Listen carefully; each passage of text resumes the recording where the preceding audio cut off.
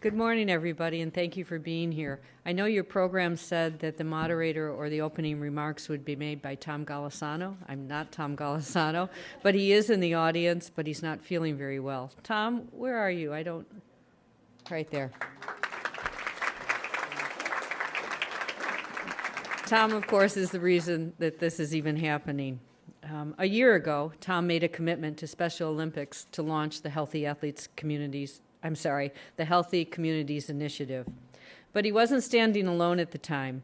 As a matter of fact, he was standing on stage with the remarkable Loretta Claiborne, who is here today, and I'd like to point her out. Loretta.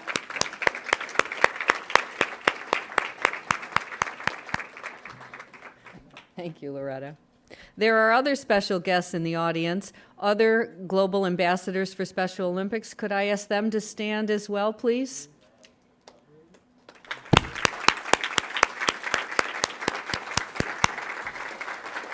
Thank you. You'll be hearing more from them later in the program.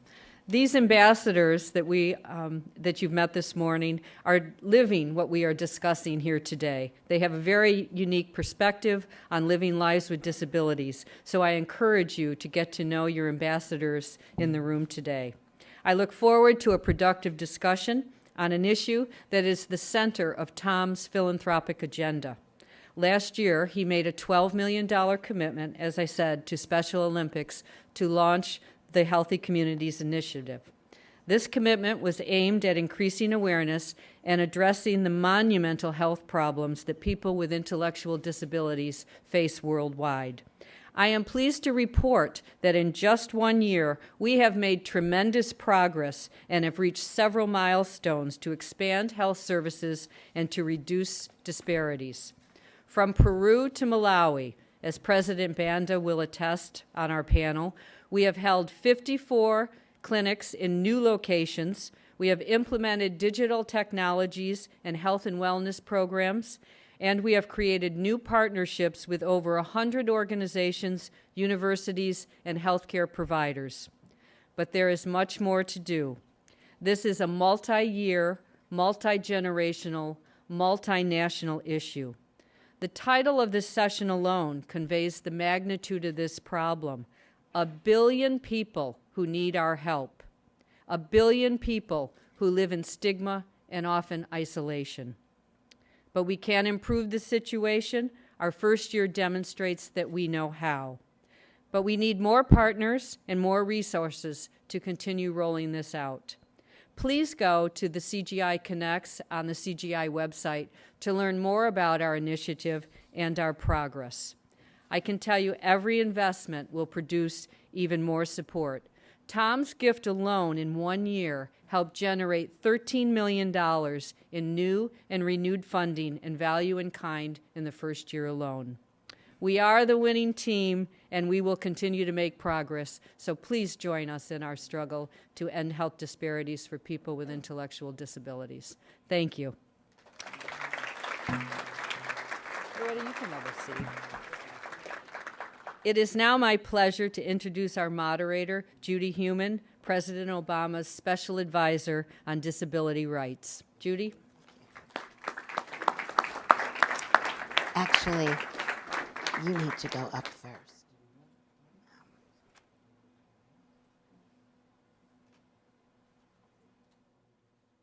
Wiltshire's going to go up first. So we'll change the order. Yeah. Angel has to go up.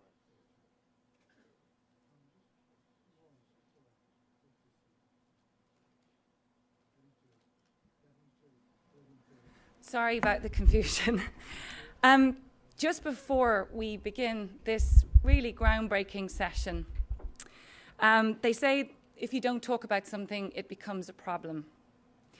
We are so proud to have this session today, this special session on the 1 billion people in the world who have a disability. And as this is the Clinton Global Initiative, it's not simply enough to talk, but action is so important. And so to begin this session, it is very fitting that we bring up 3 of our commitment makers who are actually putting all these values and ambitions into action. So please, will you put your hands together as we invite to the stage 3 of our commitment makers today. Aubrey Webson, who is the director of the Perkins International School for the Blind. Dennis Felty, who's the president of Keystone Human Services, and Susan W. Hayes, who is the president of Research International. These are the people that are making it happen as well.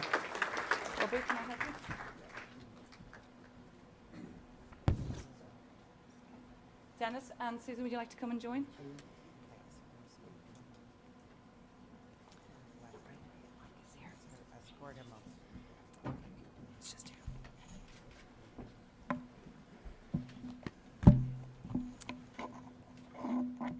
Thank you very much. Good morning and greetings.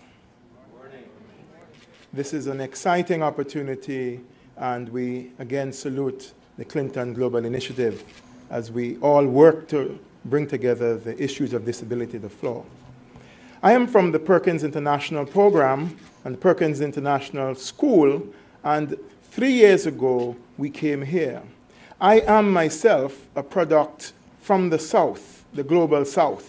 I am from the tiny island in the Caribbean, probably never heard of it, Antigua,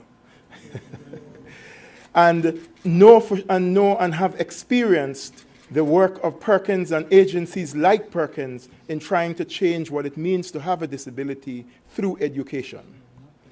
I was attracted to Perkins myself because of its commitment to changing what it means to have a disability.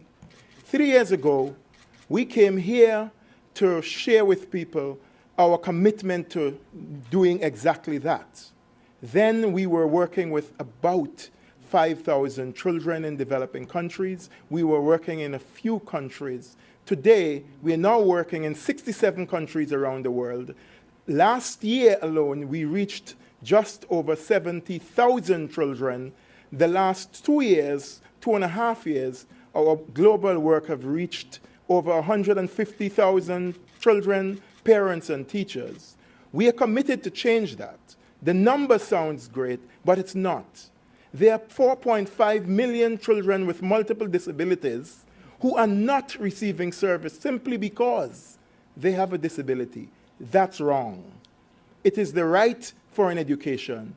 We want to continue that commitment. We want you to join us to make that change. We are committed to that change, and we ask that our objective is all children can learn, all children must learn. It is the right of all children. Thank you. I'm here to help you down the stage. Okay. This way to speak. No problem.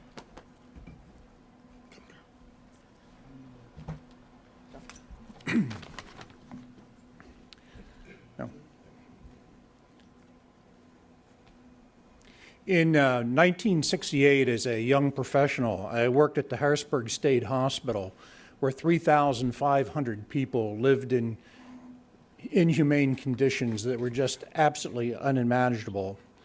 Keystone Human Services was born out of that horror.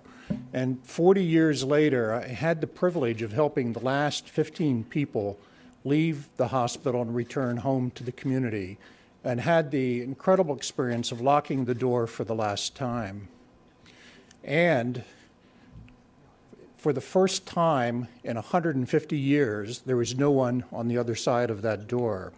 I'm Dennis Felty, the founding president of Keystone Human Services, and it's our great privilege to present Keystone's commitment to action for 2013, the social and financial inclusion of women and girls with disabilities. Women and girls with intellectual disabilities are at great risk of marginalization. The dual stigma of gender and disability exposes them to every imaginable form of discrimination, abuse, assault, and exploitation. Our commitment will create an entrepreneurial and workforce opportunity and develop mentorship and support programs for 30 women that are primary caregivers of children with disabilities, and similar supports for women and young girls with disabilities. And most importantly, our commitment will help women and girls with disabilities to be able to leave congregate institutions and return home to the community and to their families. And we'll work also to prevent further instances of institutionalization for those individuals. Our commitment combats the discrimination, the segregation, and the institutionalization of young girls and women with disabilities in the Republic of Moldova and the Russian Federation and in the United States. So please join with us in the powerful ideas and values that have helped thousands of people return home from institutions and lead more meaningful and valued lives within the community, and giving them the opportunity to develop and share their gifts with the world. So thank you.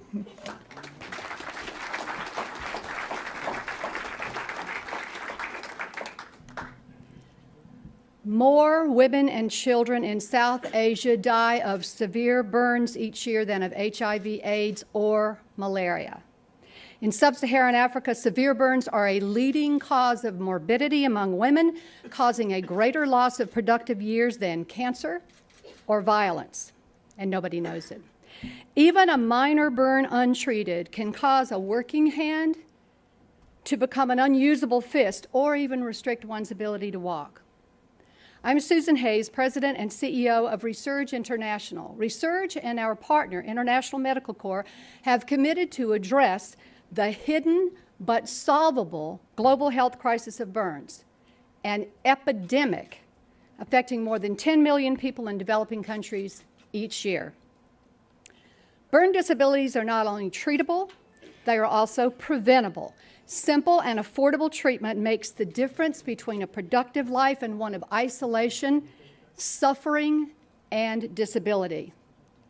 Our commitment, called Rethink Burns, Preventing Disabilities Before They Happen, significantly reduces the number of people in Nepal permanently disabled by burn disabilities and increasing the number of whom can attend school, earn a living, and care for their families. We do this by providing health worker training and better access for early care and rehabilitation.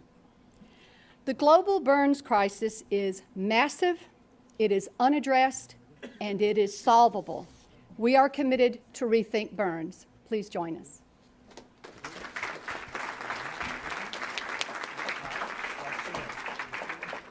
Thank you, Aubrey, Dennis, and Susan, for all the work that you do and for the commitments to CGI. So now is time for the panel that 1 billion people have been waiting to hear happen. So over to you, Judy.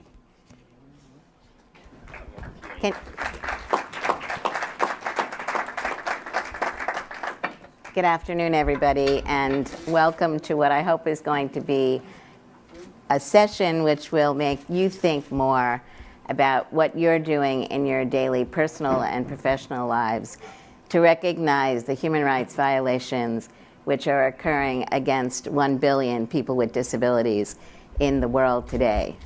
I think from the presenters that you just heard, you can see the scope of disabilities that we're talking about. It's very important to recognize that up here we represent a percentage of people with disabilities.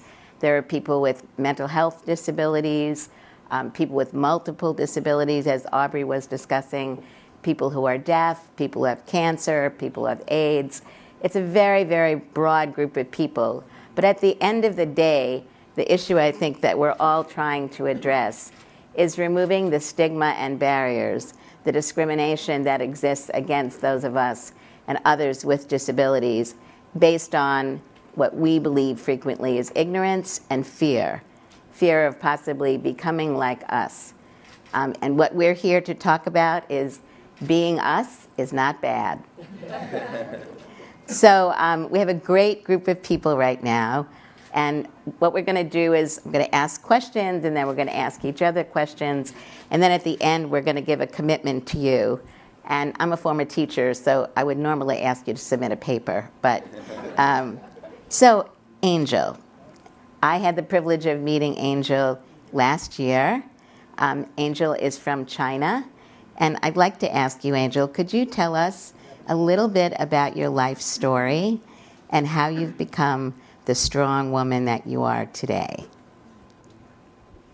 Actually, I have never get up. And then, so, I believe myself, I can do it. even people, think I'm disabled. I just, make an example to them to see. Give us an example of some of the problems that you've experienced in your life growing up.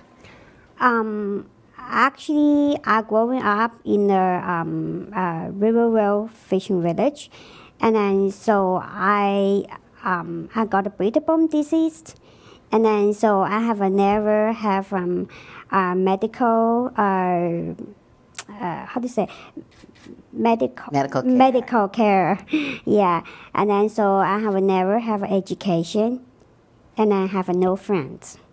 When you were younger? When I was younger, yes. So I think many of us heard about your story because of an incident that happened with President Clinton. Mm-hmm. Do you want to tell the audience a little bit about that? Actually, in 1998, Bill Clinton visits China, where also visits my hometown. Because I'm disabled, so then I have no chance to see him. So the president came to your house? Yeah, he came to my house. Then Where were you? But I'm home, but I have been heading away. She had to stay in her room. She wasn't allowed to come out and meet the president, right? Mm-hmm. But you've met him now. Yeah, I met him now since last year. Mm-hmm. Well, since through Cassie Johnson, so I got to meet him last year. Mm-hmm. Thank you. We'll get back and ask you more questions. Okay. So Tim. Yes, bravo. Let's have.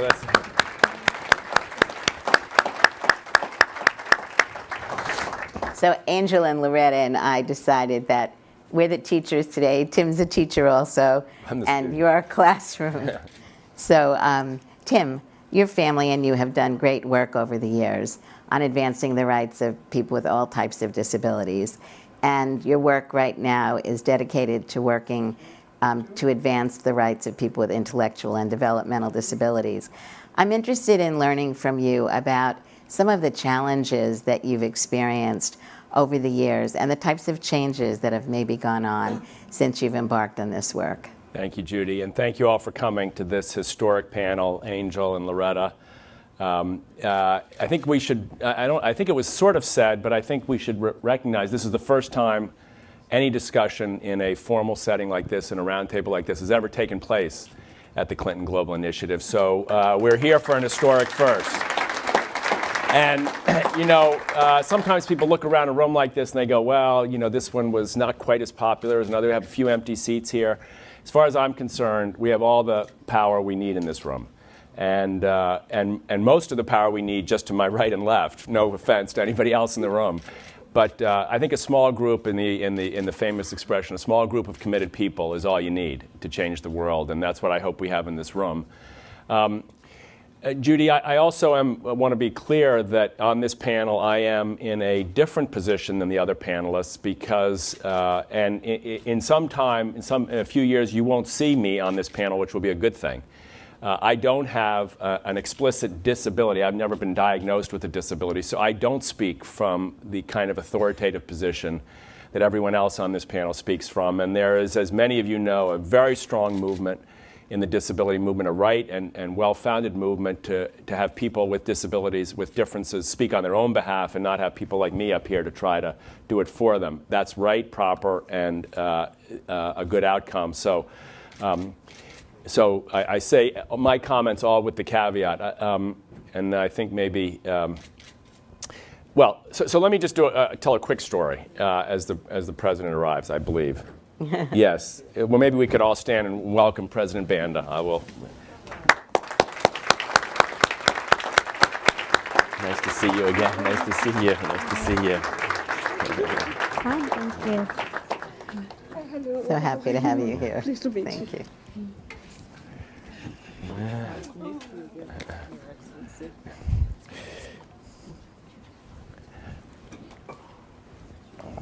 Madam President, we started without you, but we were empty until you got here, so we're now feeling much better. Let me just say, with gratitude to Tom Golisano, with gratitude to the other leaders of our movement who are here, the Self-Advocates board members, Scott Hamilton and Kim Samuel and Matthew Williams, our movement about almost 20 years ago decided to have at one of our larger events a health screening. You know, you'll remember, so those of you in the United States will remember in the days in the early 90s and late 80s when hospitals decided to create mobile vans to actually bring care out into communities. People who would not get cancer screenings or vaccinations, bring the hospital to the community. So we decided to take a page out of that book due to the genius of Steve Perlman, who's here, and set up a mobile clinic at our games in 1995, our World Games. At that clinic, we did screenings for eye diseases, for oral disease, all kinds of fun, active events that would allow people to see a doctor. And it was great fun. Next to the screening were games. Next to the games were activities, painting, balloons everywhere, festivities, and so on. And at the end of the screenings, we looked at the data. And we found that 15% of the athletes, these are athletes who were prepared to come for competition, 15% of them had been referred to the emergency room for emergency care for the severe oral disease. Randomly screened, elite people with intellectual challenges sent to the emergency room. And I turned to some of our doctors and I said, how is this possible? How could we have found this kind of data? And one colleague said, Tim, it's very easy. When a person with an intellectual disability goes to the doctor, they typically give them a quick and dirty. Get them in, get them out. They don't complain. They don't drive. They don't read complicated material. Move them through as quickly as possible.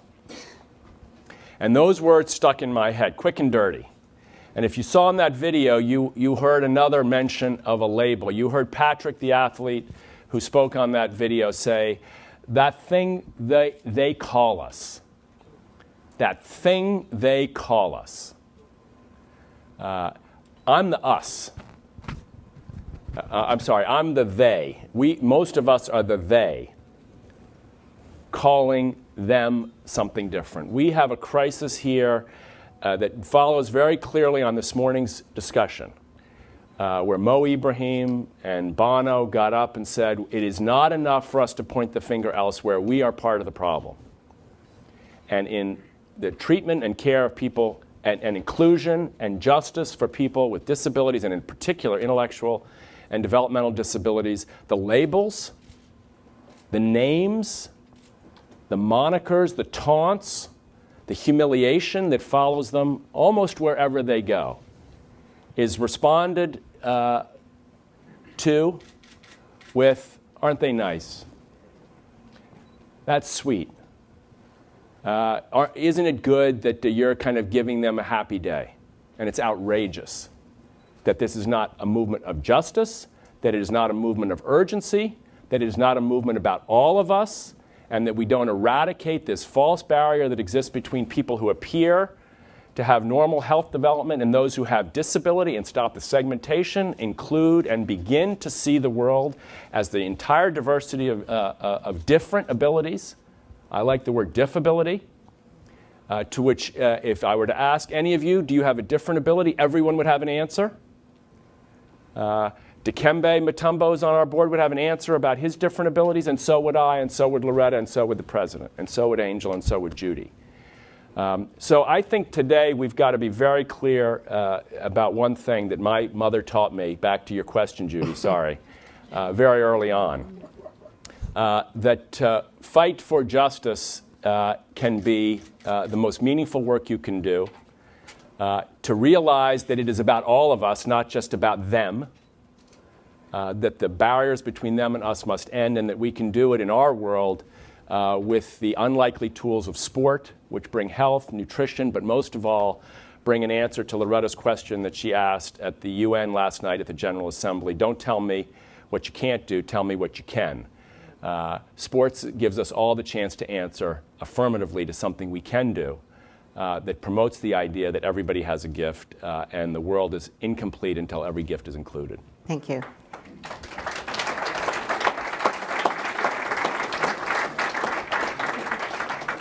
So, you know, the Kennedy family has a very diverse background in the area of disability.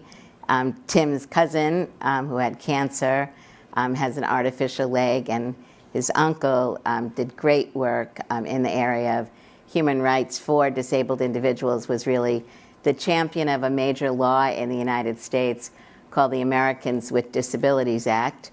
And one of the critical parts of the Americans with Disabilities Act was to look at the variety of areas where disabled people are not granted equality. Healthcare being a very critical area, and education, another very critical area.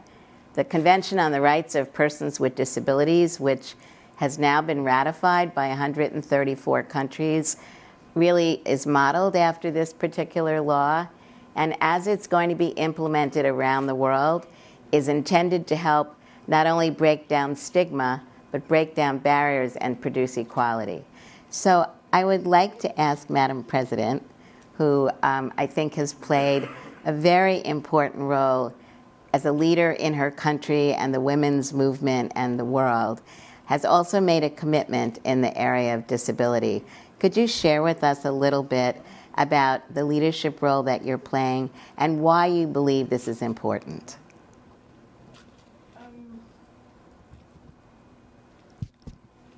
First,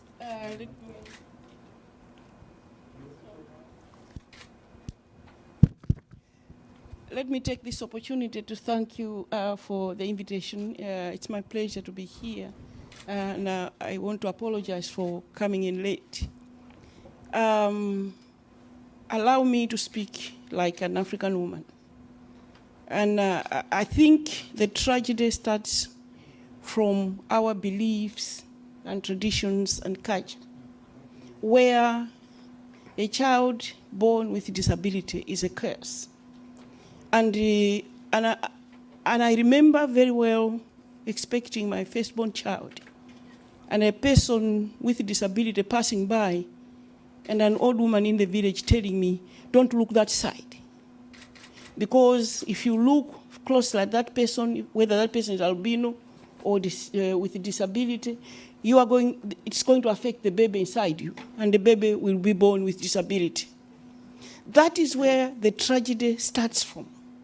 Because then this mother ends up with a child with disability and finds it necessary to hide the child or to be ashamed that this person has a child with disability. Because the child is being hidden, the child is denied the early opportunities to go to school, to mix with other families. And because the family doesn't want to talk about it, they also lose out on the opportunity to network with other families in the same situation. I'm only talking about what I know in Africa. And in other traditions, children that are born albinos are targeted, they are kidnapped, they are killed. So where it starts from, in a country like mine, where I find myself in State House, is that political will is very, very critical. You must make up your mind you are going to stop that, and stop that once and for all. To do that, you need to form networks and partnerships with the people that matter, that can help you eliminate the stigma.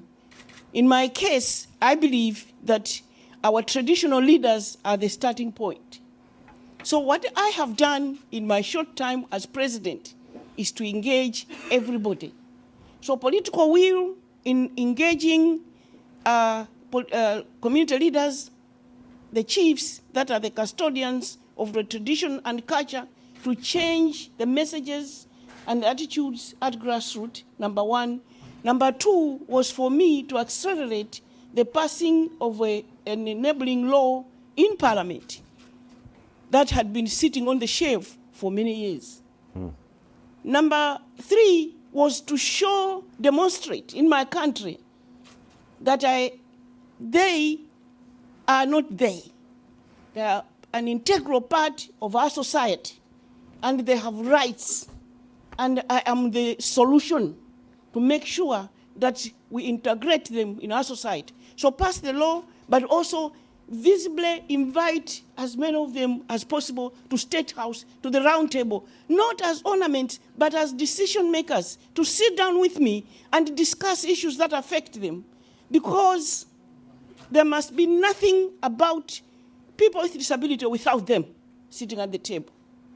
Thank you.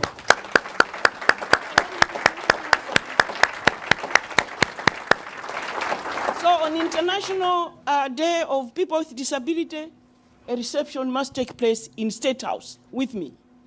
When I'm appointing people to positions of leadership in boards, people with disability must be sitting at the boards. But what was also tragic for many years, with or without the law, they didn't care about how people with disability will get into buildings.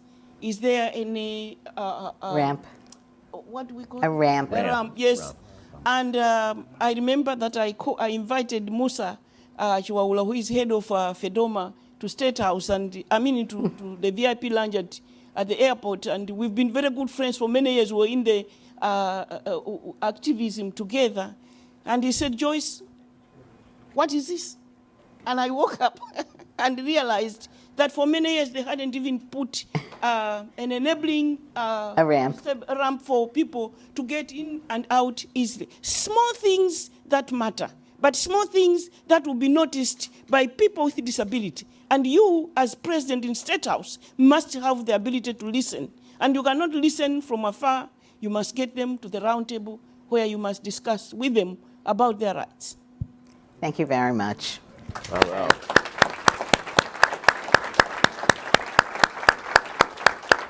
So Loretta, you're a leader in the movement, and I know that you serve on one or more boards. So if you could share with us a little bit of information about how your life has changed and what you see as some of your major contributions. You know what? I'll tell you really fast. I never knew I thought I'd be a leader because that's what my mother was told when I was born. I didn't walk to the age of 4, but when I was born, they looked at my mother and says, you better stop having children if you have another one like this. She's not going to be worth nothing. She'll probably die before she even hit her teens. You need to institutionalize her. My mom was a big, broad woman, and she sat back there, and I remember her putting her hand on the button and says, don't you tell me how to raise my kids. You let me raise my kids. And as time went by, I knew I was going to struggle. She tried to make me regular, because my sister and I were born very close. And she tried her best to make me regular, but I'd known as time went by, I was slower, not physically, but mentally. I couldn't learn the ABCs. I couldn't spell. I was put in the kindergarten, held back, 1st and 2nd grade. Of course, you know, the taunting came. And it was bad. Yes, they made a movie on my life. That movie did a justice to compare to what I went through. I was told to be institutionalized again, and then my mother stood up to the system and says, look, you got a special education class, you're going to educate my child. I felt bad because I knew there were other kids like me. I had no friends. I had a young friend I didn't know at the time, but he had the same thing I had. All I knew was we had the same thing. They used to call it the retarded cooties. Don't get near them. And that friend disappeared. Then my other friend, she couldn't talk. She disappeared. It was like watching the Holocaust. Where are my friends going? They were going to institutions, to places like you should be at, as people would say. As time went by, my mother's goal was for me to be educated and go to college. Well, I had developed some anger issues. I would get mad at myself, I would beat myself up, or beat another kid up really bad. I still have the marks and the scars from the stabbings that I got from the butt end of a soda bottle. And as time went by, I graduated from high school, but I had no self-worth. Till a free sandwich came by from a counselor, and I had a ticket that I didn't know, and it was called Special Olympics. It's the best thing that ever happened to me, because I love sports and I was not allowed to participate. And I took that ticket, and it was free. And I put it in my pocket, and it changed my world. it made me feel as though I do have value, that I am somebody, that I do count. There was 2 things I could do well: fight like hell and run. But I was never allowed to do any of that.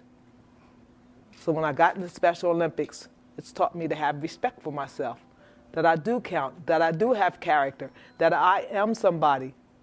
Then I started to say, I have value. And as time went by, I started to change. And I started to look at the world differently for people like me. And when I look today, I remember back in the 80s, Mr. Feldman remembers back in the 80s, when we first started doing People First. A woman who was working with me through the ARC says, Loretta, you can speak. You just don't use your voice. Why should I have to use my voice? I don't count. And when I opened my mouth, I knew something was going to change. Who would ever thought 40 years later that I would be sitting in the UN All right. talking about people with intellectual disability. But we have so far to go. So far. Yes, I do own my home. It is paid off. I pay taxes. But so many of my people are still living in institutions. So many of my people are still not getting good health care. So many of our people are still not getting the good education or the right to live in their community. You heard the president. You heard Mr. Golisano. And you heard Tim. Yes, we come so far, but we have yet a long way to go.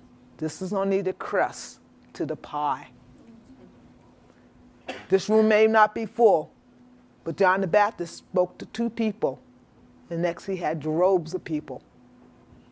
It takes one person, and if each and every one of us makes a difference, starting today, like Martin Luther King said, one person can have the power of many, because one person will direct that power from him or her to another person. The president has done it through her country. Mr. Golisano has done it. Bono has done it. Mrs. Shriver has done it. And like Mrs. Shriver told me, don't tell me what you can't do, Loretta. Tell me what you can. Show me what you can do. I think we all can do if we start to think today and have the plight and care for people with intellectual disability. I'm going to tell you a story about my doctor. In 1994, I kept complaining about my stomach. I go into her office, 15-minute checkup, and that's it. And I looked on the paper, and of course, still today, in April, I looked on my paper, she still has mental retardation on my form. But back in 95, I complained. I was having trouble. My stomach was swelling. She says, oh, that's nothing. Just get dressed. And then I stood there and I sat on the table. I said, I'm not getting dressed, Dr. McNeil. There's something wrong with my stomach. She says, well, I'm going to give you a physical. I found out I had a tumor growing in my stomach. I can speak. There's a lot of my people who can't speak, those with intellectual disabilities. So those of you who can speak, please, I asked you to go out there and speak on behalf of your folks with intellectual disability around the world. Yes, we need to be listened to and not looked at as nice. We do have voices. Thank you. Thank you.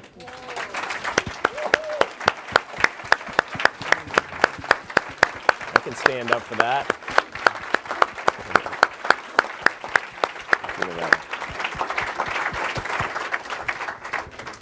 Thank you very much, Loretta. You're welcome. I want to continue to also talk about the fact that many of the issues that we're discussing here affect people with all types of disabilities. And just like Susan was speaking about people both in the issue of prevention of burns and I presume interventions for people who have become burned. So people, as an example, who've become burned, or girls and women who've experienced violence, whether they have intellectual disabilities or physical disabilities or sensory disabilities, are frequently not treated appropriately They're not getting the services they need. And even if they do, for example, people with burns, they may then be shunned in their community because they have a burn. And that's very much what I think the President was saying before, the need to get elected representatives and leaders in community to take responsibility that regardless of the type of disability you have, it is important that we reflect on and look at what we are doing to preclude people from making major contributions in their communities, including the adverse economic impact that it's happening when 1 billion people, not all of whom have acquired their disabilities when they're younger. Loretta and I and Angel all had our disabilities when we were younger. But the people that Susan was discussing are people who are older, people who are burned when they're women and running households, people who may lose a leg because of landmines, people with mental health disabilities because of the crises around the world. All of those people are denied their rights in communities. And so I think, the message that we're giving here is we need as a world to take responsibility for people who are considered to be outside of whatever normal means. And that's really what this is about. So I'm going to turn this back now to Angel, because people make a difference. Each one of us in this room, whether we have a disability or not, can make a good difference or a bad difference. And Angel, I would like you to share a little bit more about yourself, because I know that when you were growing up, as you were explaining, you didn't go to school, you didn't have friends. Some of the family that you had felt that you were not important. What helped you in this isolated position begin to get that strength to become the leader that you are today? What changes occurred in your life? Actually, I have never been to the school because, my mom, always, very, strong, very Her mother support must have been of like me. my mother and Loretta's Yeah. mother. And Take then no so prisoners. it's, I'm so, thanks for her because, she's, using my brother's book and bring me to the school for like 3 years for the elementary school. So just like sometimes go, sometimes not go. It depends how is my health. So then through here, so I have a little bit, a knowledge. And then till, 1998, President Clinton visits, fishing village. After, so he left, there's many tourists go to the fishing village. And then I met a man from United States also. And so he learned about, my story, Chris Barkley. He learned about my story. And then so he is very, compassion my situation. And then so he asked me what I like to do.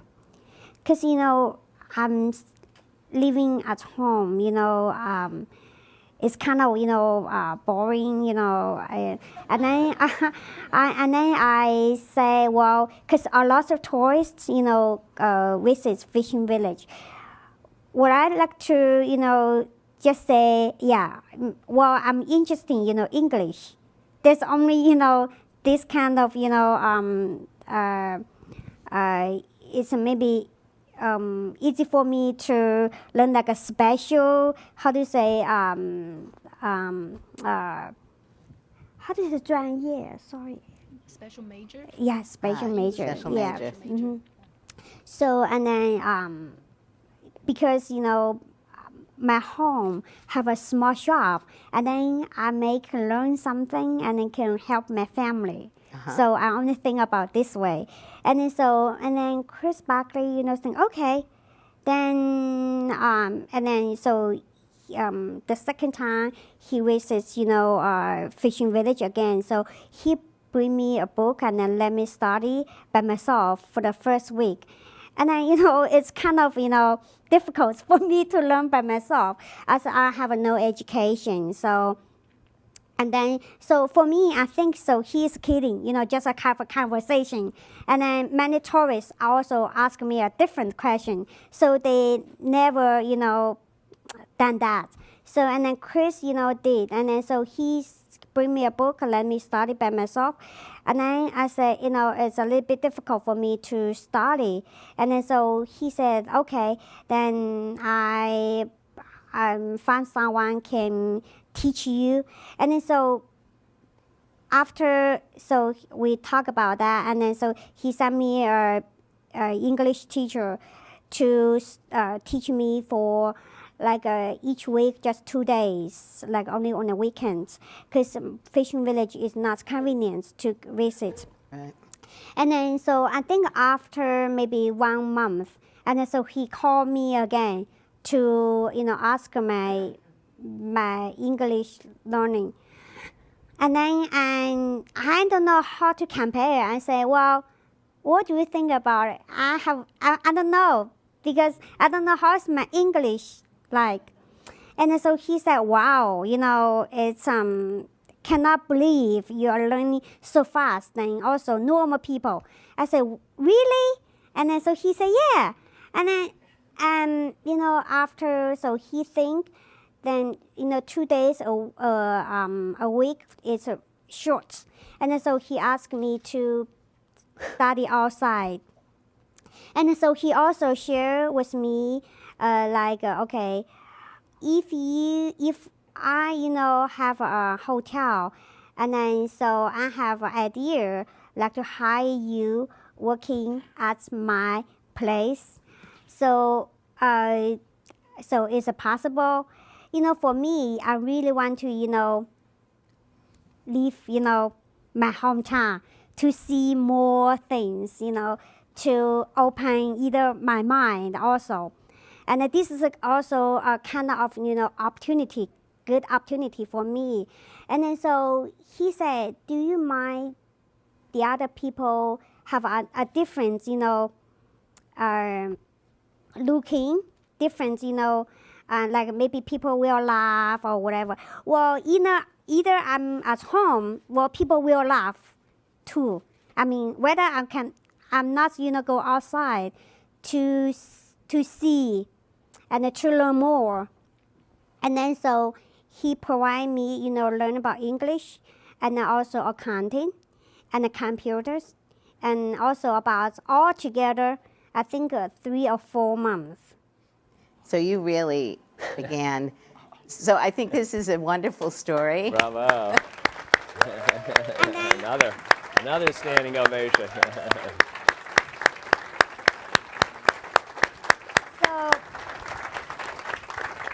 So I think what we've been hearing today, and now I want to turn it over to the audience. I think we have a possibility of a few questions. So who would like to ask the first question? Okay.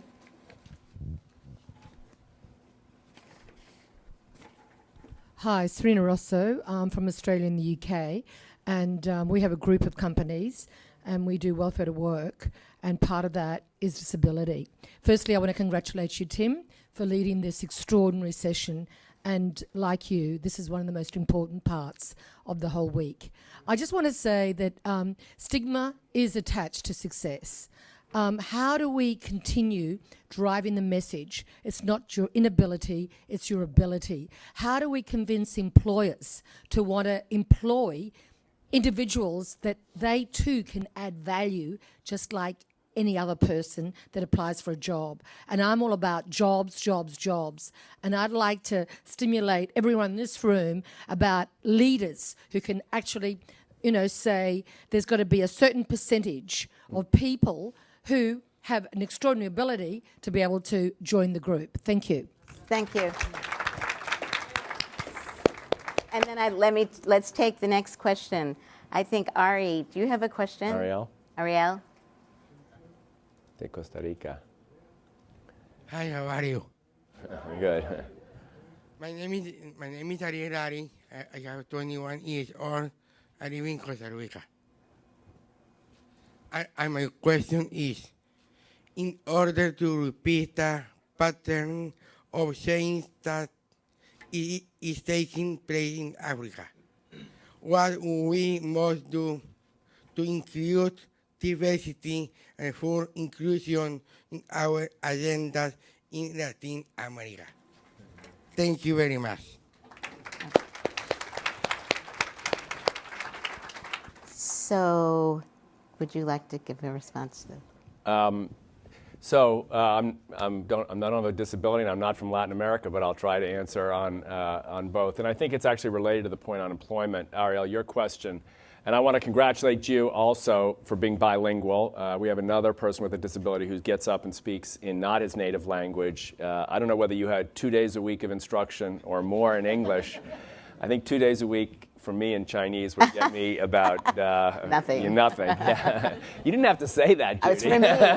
It's my experience too. So I think, one way to frame the challenge, what would it take in Latin America, or the employment challenge, would be to just ask ourselves the question: is there a proportionate share of aid and support dollars being spent on people with disabilities? So we spend, Ariel's been with me and Matthew and members of our board, Loretta. We go to people like you, Madam President, and we don't necessarily get the welcome we got from you, but we ask the question: what are you doing? How much are you doing? Where's the program for people? And we do ask about intellectual and developmental disability. And people typically say, oh, well, they're covered in the other programs. Or we're doing vaccinations all over the village. And all you have to do is listen to Loretta and Angel to know they're not coming to the vaccination clinic. They're not getting the bed nets. They're not going to get information about clean water. They're not going to get they're not going to get glasses unless, so, you've got to have dedicated programs. So I asked myself, in this conference, how many people, how many foundations, how many individuals, how many corporations are committing, let's just say in the developmental disability field, we think of a 3% as a rough figure. The broader disability field, you'd be up closer to 15 or 20%. How many foundations have 20% of their resources dedicated to making sure that people with disabilities? How many have 3%? How many in history? In the history of philanthropy, of social change, of the infrastructure of the social safety net, how many countries, companies, foundations, individuals commit just 3%? That's equity. That's not disproportionate help. That would just be equity to people with intellectual or developmental disabilities. The answer is none. The answer and so people say, well, I think they're getting included. So I want to take a chance, if I can, and share something with you that moved me very much. I received a picture over a year ago, of one of our volunteers. We've done over 1 million health screenings of the kind I described around the world. One of our volunteers going to a village, knocking on doors. President Banda, you will understand this much more than I do, and finding a little 9-year-old boy with a developmental disability in the shed on a leash. And they sent me the picture just with the mobile phone.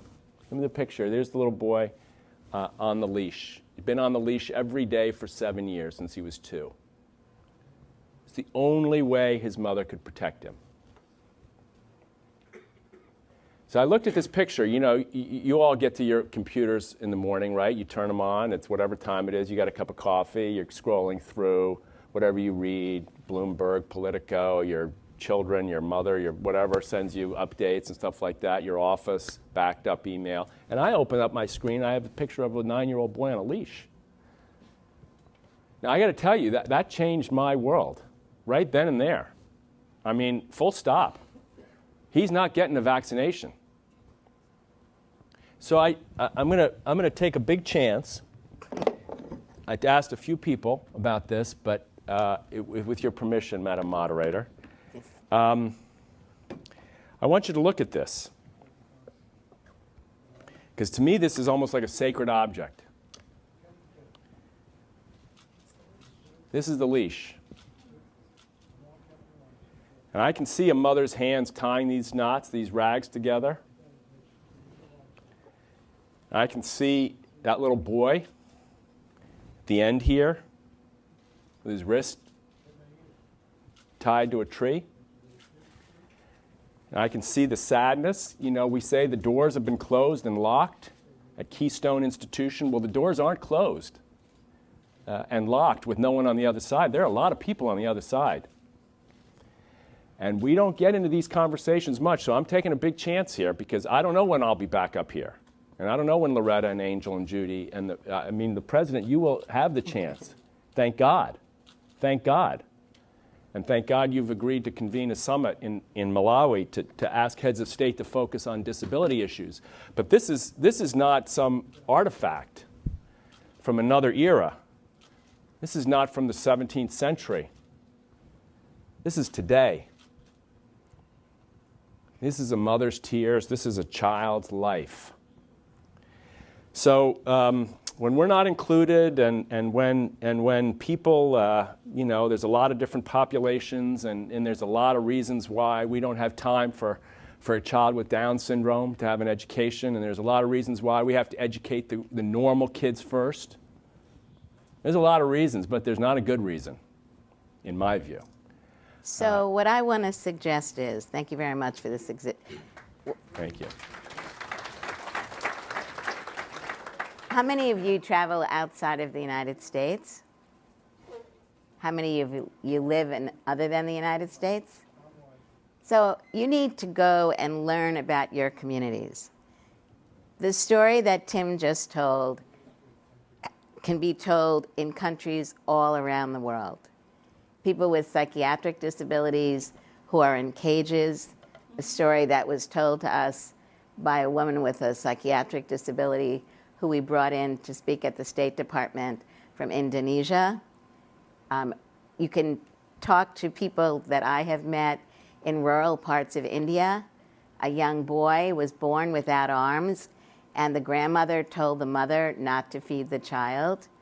The only reason the child was fed was because there was a disability rights organization, the Commitment Project, that had been started by people with all types of disabilities and parents who had begun to work with the police and tell them about the types of problems that people were facing in this rural village in India.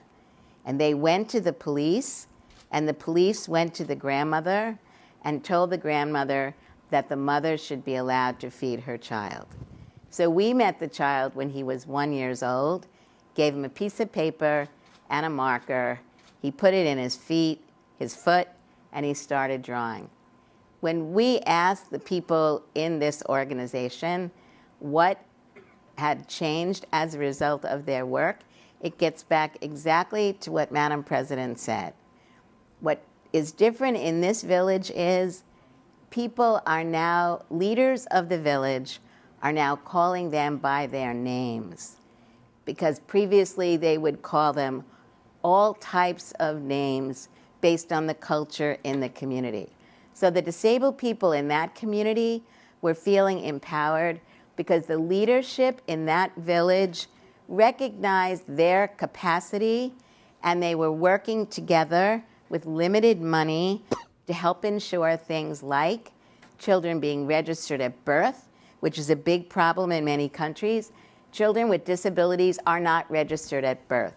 If they're not registered at birth, they don't have access to health care, they don't have access to education, they don't have access to the stipends that governments may be giving. So the examples, and I think Tim's graphic example, is one that should stay in your mind.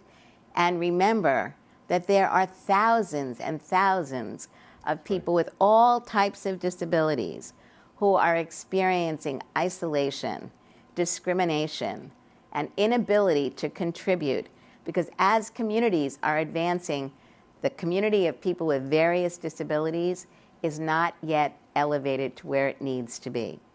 But the Convention on the Rights of Persons with Disabilities, which I mentioned in the beginning, that has been ratified by 134 countries, that's where we can make our commitment. So the question that was asked by Australia on what can we do to get employers to hire disabled people. How many of you are employers? How many of you are hiring managers? How many of you have ever hired people?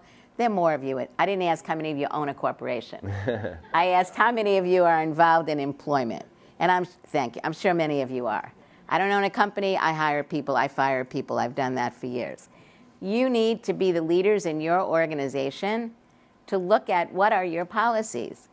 Are you, in fact, doing internships? Are disabled people being brought in to be interns? Are any of your staff mentoring other people? Are they including people with various types of disabilities?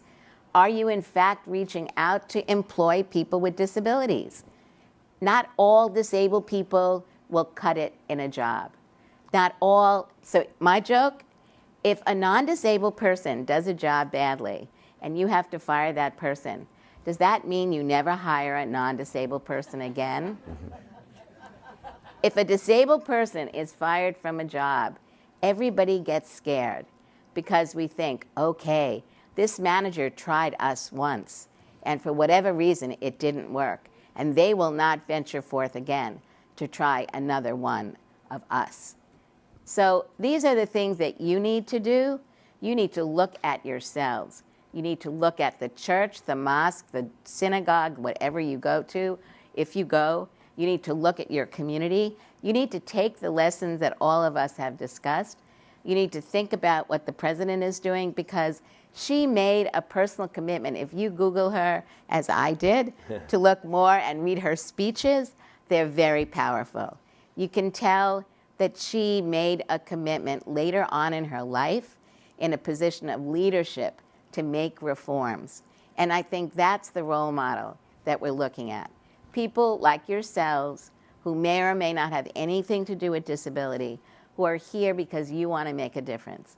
So my challenge to you is, we hope that there are going to be more of these types of sessions next year, but also that we want disability integrated into CGI panels in general. Right. And then people don't get to choose, they just get the experience. I mean, I think Loretta would be great on any one of a number of panels. Angel also. Madam President. Yeah, I thought that I should take advantage of this opportunity to request, as we talk about jobs, that there are so many opportunities that we can create for people with disability. And I remind myself day in, day out, that disability is not inability. And so what we have done in Malawi is to ensure that we begin to increase the numbers of people receiving technical training. So as we ask people to employ people with disability, we must also encourage the creation of jobs for people with disability. So in Malawi, we have an organization called Malawi Council for the Handicapped. So in addition to having a ministry specifically for people with disability and the elderly, we've also passed the law that I talked about, but we have also engaged donors. So under AGOA, we shall be providing skills to manufacture handcrafts for export. And because I was frustrated with the amount of time it was taking for this to happen, I committed my 1/3 of my salary, and I donate that to Makoha, the Council for the Organization of People with Disability. 1/3 of my salary goes that every month. The idea is that it's not handout, it's not charity. People with disability have brain too, are bright, they can work, they can train, but this money goes towards the Malawi Council for the Handicapped for the provision of skills to people with disability. So all we are doing is empowering them, giving them an opportunity to get training so that they can lead a normal life just like the rest of us. Thank you. I may not have another chance to speak. Let me say that, let me announce that we are going to be hosting a summit in Malawi for people with a mental disability. I want to bring to a round table fellow heads of state and begin to debate this matter and to continue the discussion that the team has been pursuing. And let me just say how very honored I am that I have this rare opportunity to engage in this very important subject. Thank you. Are